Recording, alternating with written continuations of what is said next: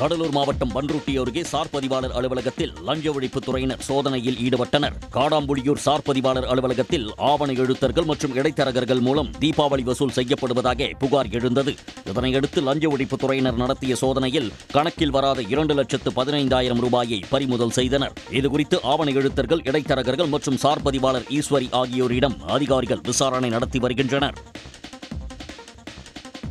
நீலகிரி மாவட்டம் கூடலூர் அருகே பழங்குடியின பள்ளி மாணவர்கள் மாசில்லா தீபாவளியை கொண்டாட உறுதிமொழியை ஏற்றுக்கொண்டனர். தேவாலாவில் உள்ள அரசு பழங்குடியின உண்டு உறைவிட மேல்நிலைப் பள்ளியில் தீபாவளி கொண்டாட்டங்கள் நடத்தப்பட்டன. இதில் பள்ளி மாணவர்கள் மாசில்லா தீபாவளியை கொண்டாட உறுதிமொழி எடுத்துக் கொண்டனர். இதன் பின்னர் இனிப்புகள் வழங்கப்பட்டு பட்டாசுகள் வெடித்து மகிழ்ந்தனர்.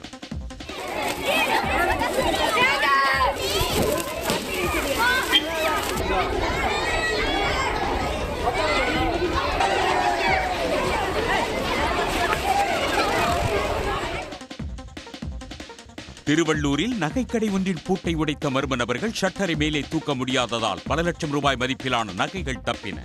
அசோக் ஜுவல்லர்ஸ் கடையின் உரிமையாளர் வழக்கம்போல் கடையை திறக்க வந்தபோது பூட்டு உடைக்கப்பட்டிருந்ததை கண்டு அதிர்ச்சி அடைந்தார். ஆனால் உள்ளே சென்று பார்த்தபோது நகைகள் திருடு போகாததால் அவர் நிம்மதி அடைந்தார். இதனிடையே அதே பகுதியில் உள்ள கன்னிகா பரமேஸ்வரி கோயில் பூட்டை உடைத்து மர்ம நபர்கள் பித்தளை பொருட்களை திருடிச் சென்றனர். ராமநாதபுரம் மாவட்டம் கமுதி அருகே செங்கப்படை கிராமத்தில் அதானி குழுமத்தின் சார்பில் விவசாயிகளுக்கு இலவசமாக பருத்தி மற்றும் நெல் விதைகள் வழங்கப்பட்டன.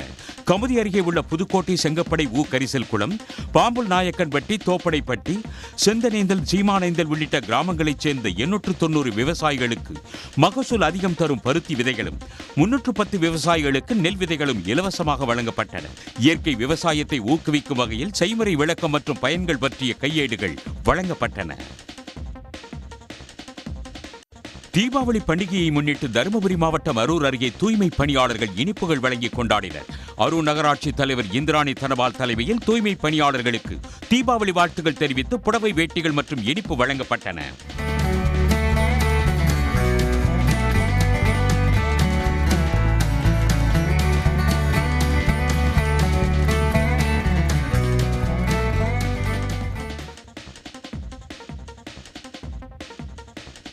விழுப்புரம் மாவட்டம் கண்டாச்சிபுரம் அருகே நெற்குணம் கிராமத்தில் திருப்பணிஞ்சந்துறை நாயனார் கோயிலில் இருந்து 900 ஆண்டுகள் பழமை வாய்ந்த துர்க்கை சிற்பம் கண்டெடுக்கப்பட்டுள்ளது. கோயிலை சமன் செய்தபோது கண்டெடுக்கப்பட்ட துர்க்கை சிற்பத்தை பாதுகாப்பு கருதி அருகில் உள்ள விநாயகர் கோயில் ஒன்றில் வைக்கப்பட்டுள்ளது. சிலையை ஆய்வு செய்த கள்ளக்குறிச்சி மாவட்ட ஆய்வு நடுவத்தின் தலைவர் சிங்கார உதியன் தலைமையிலான குழுவினர் சிற்பம் சோழர் காலத்துடையது என்று கூறியுள்ளனர்.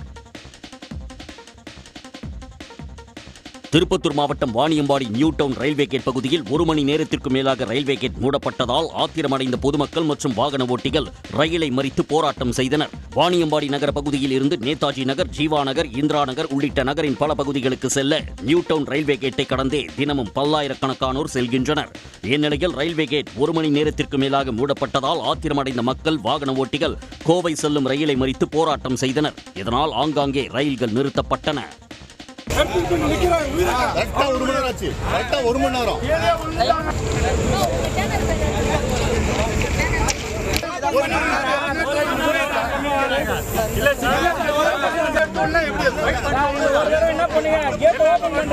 உடனுக்குடன் செய்திகளை தெரிந்து கொள்ள சன் நியூஸ் பெல் ஐகானை கிளிக் பண்ணுங்க.